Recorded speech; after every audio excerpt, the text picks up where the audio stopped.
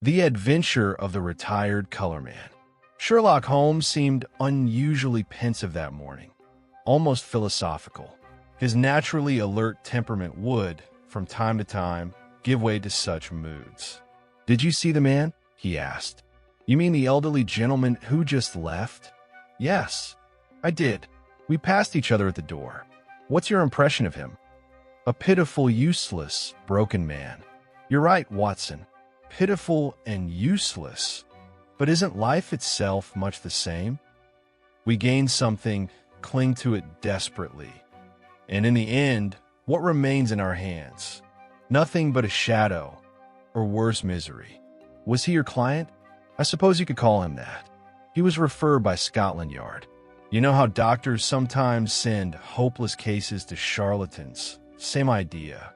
They believe nothing can be done, and that things can't possibly get worse." "What's the matter?"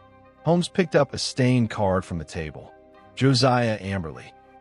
Claims to have been a junior partner in the firm Brickfall and Amberley, manufacturers of artistic materials.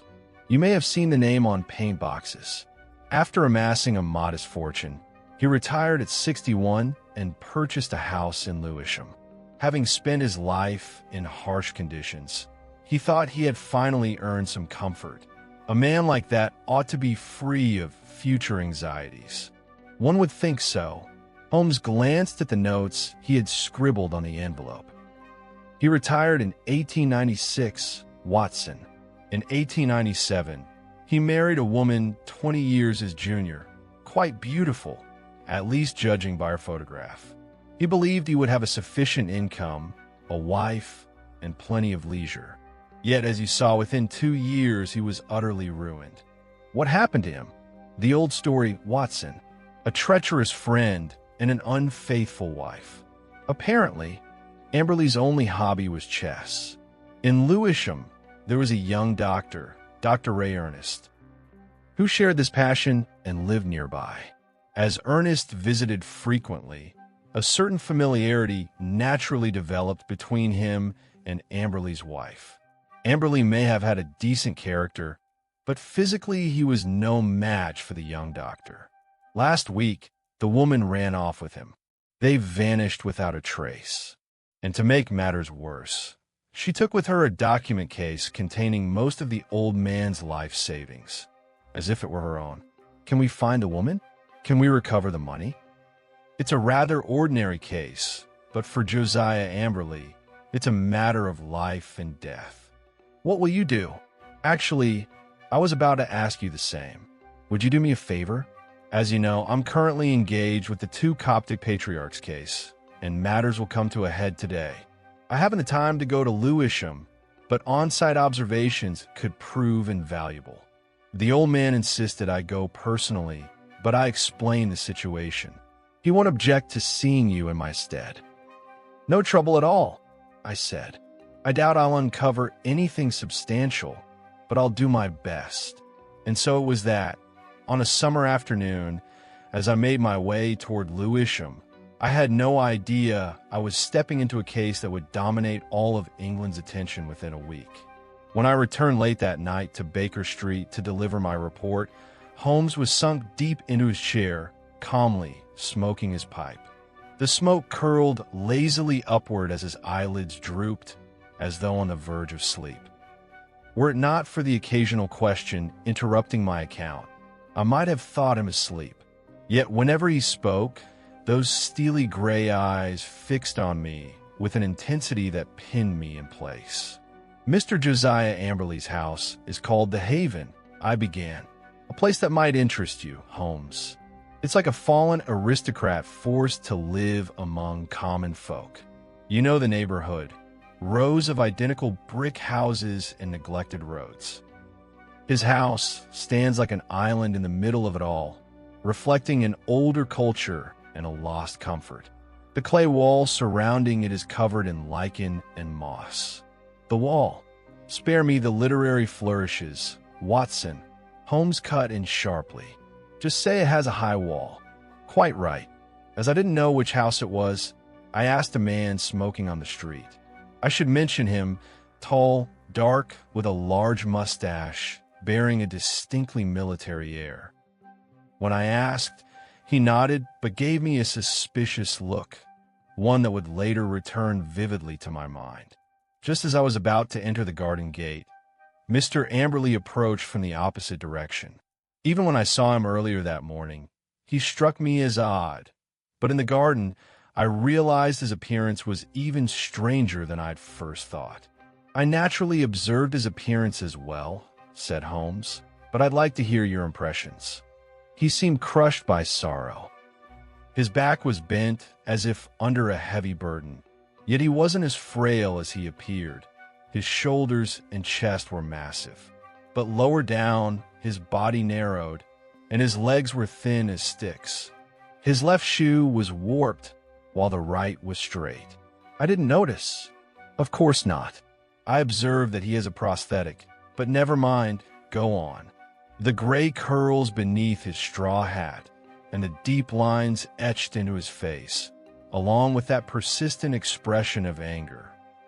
Those were immediately striking. "Very good, Watson. What did he tell you?" "He spoke of his suffering." As we walk along the garden path, I made sure to observe the surroundings carefully. I've rarely seen a place so neglected. The garden wall was in a dreadful state, and with no maintenance whatsoever, weeds had overtaken everything. What sensible woman could tolerate such a place? The interior of the house was no better. However, it seemed the poor man was aware of it and was trying to make repairs, for in the middle of the sitting room stood a large tin of green paint, and in his left hand he held a thick brush. He was repainting the wooden parts of the house. He showed me into his private room. It was a most wretched place. We spoke at length. He was rather disappointed that you hadn't come in person. I hardly expected a man as renowned as Mr. Sherlock Holmes to devote his full attention to someone as modest as myself, especially after losing so much money, he said. When I explained that it wasn't about the money, he replied, "I understand." He is one of those who practice their art for art's sake. Still, had he come, he might have uncovered something of the artistic aspect of the crime. Human nature, Dr. Watson, how ungrateful it can be. Did I ever deny my wife a single wish? Is there a man who has indulged his wife as much as I have? And that young man, he was young enough to be my son, a regular visitor in my home. Just look at what they've done to me. The world is a dreadful place, Dr. Watson, utterly dreadful. He went on like that for over an hour. From what I gathered, he suspects no deeper conspiracy. They lived alone in the house. There was only a day servant, who left at 6 in the evening. That night, the man had purchased 2 tickets for the Haymarket Theater, intending to surprise his wife. At the last moment, she claimed to have a headache and refused to go, so he went alone. I have no reason to doubt his story, as he showed me the unused ticket he had bought for her. "Interesting, very interesting," said Holmes, now clearly more engaged. "Do go on, Watson. I'm quite impressed. Did you examine the ticket? For instance, did it occur to you to note the number?" "I did, of course," I said with a hint of pride. "By chance, it was my old school number, 31. Impossible to forget." "Excellent, Watson. In that case, his seat must have been either 30 or 32. "Indeed," I replied with a slightly mysterious air. "It was in row B. Good to know. What else did he tell you?" "He showed me the strong room. He calls it that, and quite rightly so. The door and shutters are made of iron, just like those in bank vaults. He claims that no thief could possibly break in. However, his wife had a duplicate key, and when she fled, she took with her cash and bonds worth approximately £7,000. Bonds? How do they intend to cash those? He has already provided the police with a list to prevent them from being sold. When he returned home from the theater, it was nearly midnight, and the house had been ransacked. Doors and windows were left open. The man and the woman had vanished, without leaving so much as a note or a message. There's been no word from them since. Upon seeing the state of the house, he immediately informed the police. Holmes paused for several minutes, deep in thought. You mentioned he was painting. What exactly was he painting? The hallway. But he had already painted the door and wooden fittings of the room I told you about before I arrived. Don't you find it rather peculiar to be painting at such a time? A man must occupy himself to ease the pain in his heart, he said. It is odd, I admit, but the man himself is odd. Right before my eyes, he tore a photograph of his wife to pieces. He was beside himself with rage. I never want to see her cursed face again, he shouted. Anything else, Watson? Yes, something that struck me more than anything else I've told you. I took a carriage to Blackheath Station and boarded the train. Just as it was about to depart, I noticed someone hurriedly entering the adjacent compartment. You know, I have a good memory for faces, Holmes. I'm certain it was the tall, dark man I spoke to earlier on the street. I saw him again at London Bridge, but he disappeared into the crowd. I am convinced he was following me. Precisely, said Holmes. A tall, dark man with a heavy mustache and gray-tinted spectacles, correct? You're a wizard, Holmes. I never mentioned the spectacles, but yes, gray-tinted glasses. And a Masonic tie pin. Oh, come now, Holmes. Elementary, my dear fellow. But let us return to business. I must admit, this case, which I initially dismissed as too trivial to merit attention, is beginning to assume a rather different character. Though you may have overlooked several important points in the task I entrusted to you, even the details that force themselves upon your notice are worth serious consideration. What have I overlooked? Don't take offense, my friend. You know I bear you no ill will. No one could have done better, and many would not have managed half as well. Still, you miss certain vital points. What do the neighbors think of Amberley and his wife? Who exactly is Dr. Ernest? Is he, as one might suspect, something of a libertine? With your natural advantages, you could have drawn information from any woman. Watson, did you speak to the girl at the post office? Or the grocer's wife? I can imagine you whispering something charming to the young lady at the Blue Anchor and extracting something of substance in return. Yet you did none of this. It's not too late. I've already taken care of it. Thanks to the telephone in Scotland Yard, I can obtain what I need without leaving this room. The information I've gathered confirms the man's story. He is known for his stinginess and for treating his wife harshly and without understanding. It is also true that he kept a considerable sum of money in his strong room. And yes, the young Dr. Ernest did play chess with him. It is entirely possible that the doctor and the woman deceived him. Everything appears perfectly clear, and yet, what's the trouble? Perhaps nothing more than my imagination. Let us set the matter aside for now, Watson. Let us slip out through the back door of music and escape the fatigue of the day. Karina is singing at the Albert Hall tonight. We have just enough time to change, dine, and make the concert. I had risen early, but judging by the crumbs of toast and 2 empty eggshells, Holmes had been up even earlier. There was also a note on the table. My dear Watson, I must speak with 1 or 2 individuals regarding Mr. Josiah Amberley. After that, we shall either conclude this case or we shall not. I may require your presence at around 3 o'clock. I would be obliged if you were ready at that hour. S.H. I did not see Holmes at all that day, but when he returned home at the appointed hour, he seemed distracted and distant. At such times, it was always best to leave my friend to his own thoughts. Has Amberley come? He asked. No. He should have. Holmes's expectation was not disappointed, for shortly afterward, the old man appeared before us, his harsh face marked with anxiety and confusion. I receive a telegram, Mr. Holmes, but I can make nothing of it. He handed the telegram to Holmes, who read it aloud. Come here at once. I can provide information regarding your recent loss. Elman, the vicarage, sent at 2:10 p.m. from Little Pullington, said Holmes. That's in Essex, near Frinton, if I'm not mistaken. You must go immediately. This telegram appears to be from the local vicar. Where's my church directory? Ah, here it is, J.C. Elman, Little Pullington. Check the trains, Watson. There's one leaving Liverpool Street at 5:20. Excellent. You should accompany him, Watson. He may need your assistance or your judgment. We are clearly at a critical stage. However, our client seemed most reluctant. This is absurd, Mr. Holmes, he said. What could this man possibly know? It would be a waste of both time and money. If he knew nothing, he would not have sent the telegram. Send a reply at once, informing him you are on your way. I don't think I shall go. Holmes adopted his most severe expression.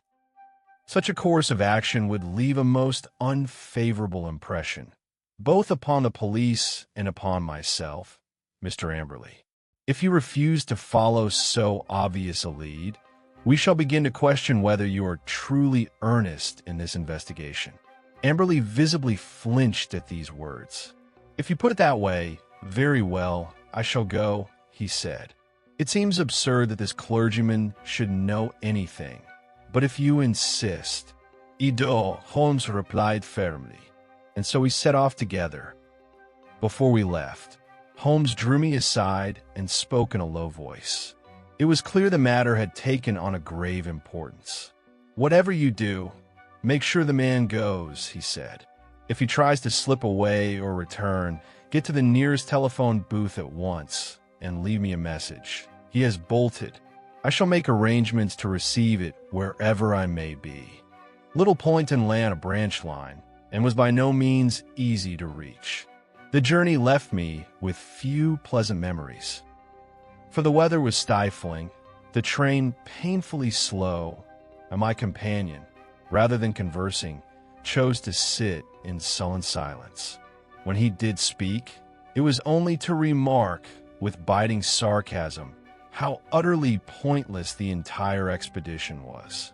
At last, upon arriving at the small station, we had to endure another 3-mile carriage ride to reach the church. There, we were received in his study by a large, stern, and somewhat pompous clergyman. Our telegram lay before him.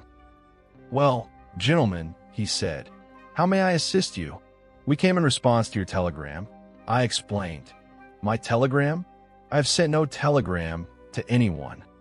I am referring to the telegram you sent to Mr. Josiah Amberley regarding his money and his wife. If this is some sort of jest, it is in very poor taste, the clergyman said angrily. I have never heard your names before, and I have sent no such telegram. Amberley and I exchanged astonished glances. Perhaps there has been some mistake, I said. Could there be another church here? The telegram, signed by Elman of the clergy, is right here. There is only one church and one clergyman here, and I am he. That telegram is a forgery. Whoever sent it will answer to the police. I see no reason to prolong this conversation any further. And so Amberley and I found ourselves out in the street of one of the most remote villages in England. We went at once to the post office, but it had already closed. Fortunately, there was a telephone at the railway arms. When I called Holmes and informed him of what had happened, he too seemed surprised. Most interesting, said the distant voice. Very curious indeed. I'm afraid there are no trains at this hour, Watson. I've been inconsiderate enough to strand you at that dreadful village inn.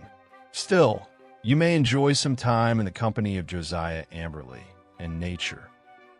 As I replaced the receiver, I could distinctly hear him chuckling. It did not take long for me to realize that our client was every bit as miserly as reported.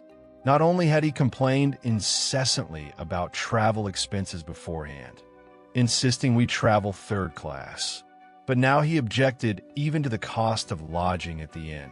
By the time we returned to London the following morning, we were both thoroughly worn out.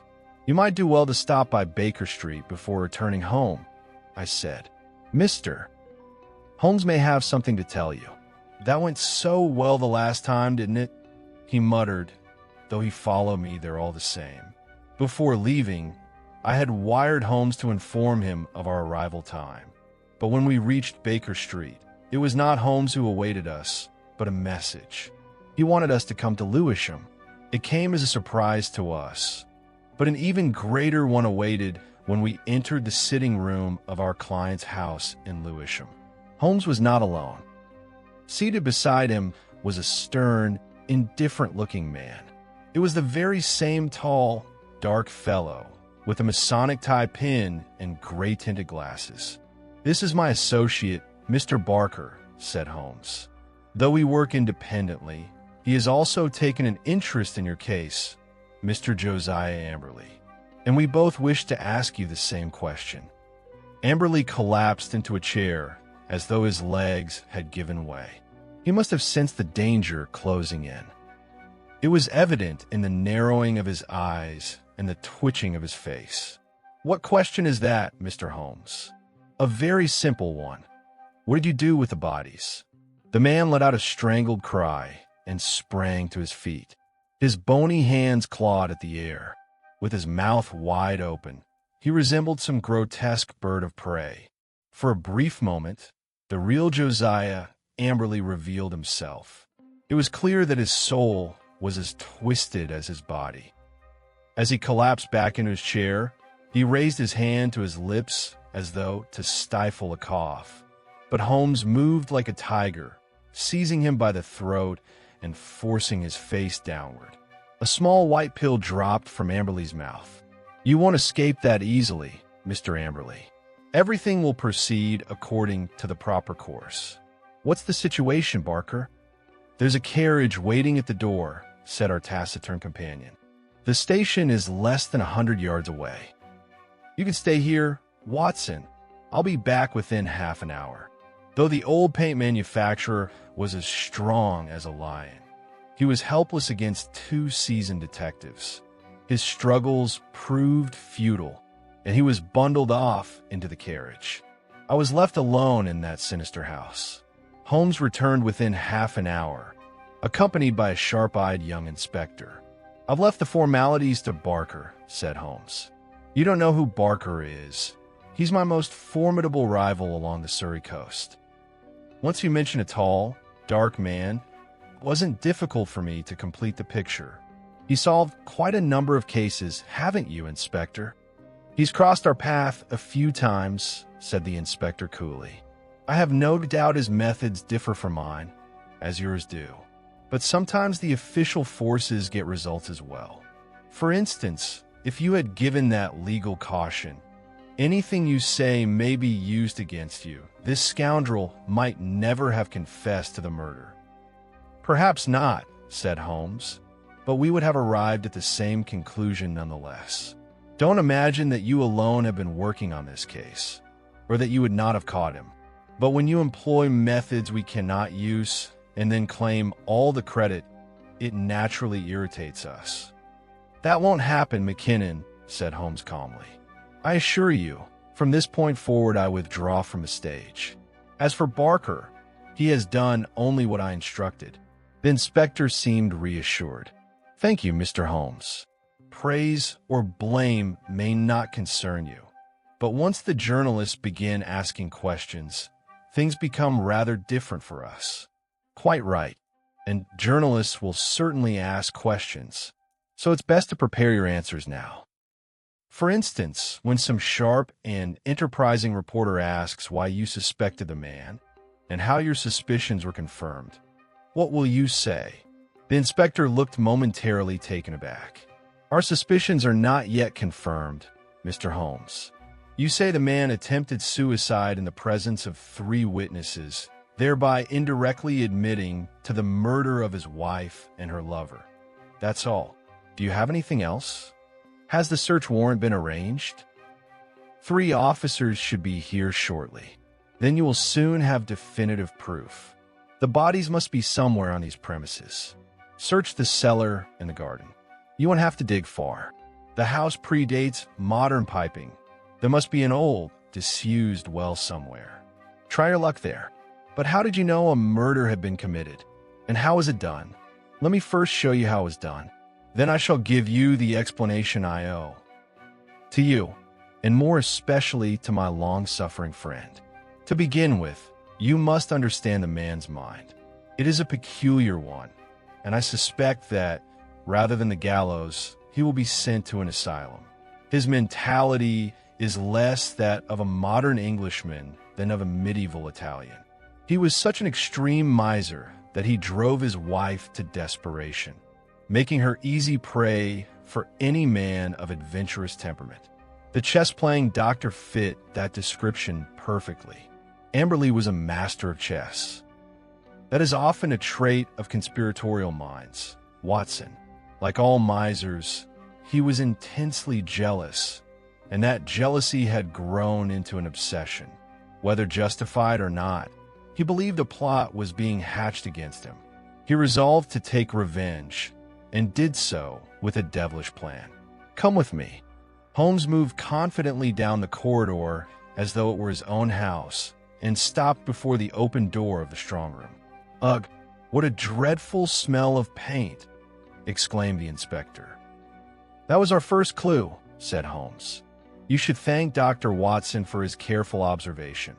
Though he did not draw the correct conclusion, it led me to the truth. Why would man fill his house with such a strong odor at a time like this? To mask another smell, namely, the odor of the crime he had committed. A room with iron doors and shutters would be airtight. Combine these facts. What do you conclude?" I was certain we were dealing with a serious case, for I checked the box office records of the Haymarket Theater, and seats 30 and 32 in row B were empty that night. Therefore, Amberley could not have been at the theater. He made a grave mistake in showing my clever friend the ticket number. I then knew I must examine the house myself. But how? I would send a man off to some remote village from which he could not return that day. And, as a precaution, I would send my good friend Watson along with him. Naturally, I found the name of the village clergyman in the directory. Up to this point, my reasoning is clear enough, is it not? The inspector was visibly impressed. "A masterful piece of work," he said. "Once I was certain no one would disturb me, I was free to enter the house. I must confess, burglary has always been a secret fascination of mine. Had I not chosen my current profession, I might well have become a thief. Now look what I found. Take a look at that gas pipe in the corner. Remarkable, isn't it? It rises along the wall, and there's a valve fixed at the corner. The pipe leads into the strong room, and, as you can see, it ends inside that plaster rosette on the ceiling. That ornament was designed to conceal the open end of the pipe. The moment the valve outside is opened, the room fills with gas. If the door and shutters are closed, anyone trapped inside that small room would lose consciousness within 2 minutes. I cannot say exactly how he lured them inside, but once he shut the door, their fate was entirely at his mercy. Photo 19. The inspector examined the pipe closely. "One of our men mentioned a smell of gas," he said, "but at the time, the doors and windows were open, and the man had already begun painting." According to his statement, he had started painting the house the previous day. And then, Mr. Holmes, then something quite unexpected happened to me. At dawn, as I was climbing out of the cellar window, a hand seized my wrist and a voice said, "And what exactly are you doing here, you scoundrel?" When I turned, I found myself staring into the tinted glasses of my friend and rival, Mr. Barker. We both burst into laughter at the absurdity of the encounter. It seems he had been hired by the family of Dr. Ray Ernest, and had likewise concluded that there was a conspiracy at work. He had been watching the house for several days and found Dr. Watson's visit suspicious. He had nearly had Watson arrested, but held back at the last moment. However, when he saw someone emerging from the cellar window, he could restrain himself no longer. Once I explained the situation, we agreed to work together. "Why collaborate with him instead of us?" asked the inspector. "Because I needed to conduct a small test. The answer I received to my question was most admirable, but I fear you might not have gone quite so far. The inspector smiled. You may be right. If I recall correctly, you stated that you had withdrawn from the case entirely and left everything to us, did you not? Indeed. I always do. In that case, on behalf of the police force, I thank you. As you said, it is a very clear case, and finding the bodies should not be difficult. Let me show you one more small, but dreadful, piece of evidence, said Holmes. I am certain Amberley overlooked it entirely. It is often useful, Inspector, to place yourself in the position of the other party and imagine what you would do. It requires a bit of imagination, but it pays off. Imagine you're locked in this small room, with only 2 minutes left to live. On the other side of the door stands a monstrous man mocking you. What would you do to take your revenge? Photo 20. I would write a message. Precisely. You want people to know how you died. Writing on paper would be useless. The killer would see it. But if you wrote on the wall, there was a chance someone might discover it. Now look here, please. Just above the skirting board, written in purple ink, he kill. What do you make of that? It's only about a foot above the ground.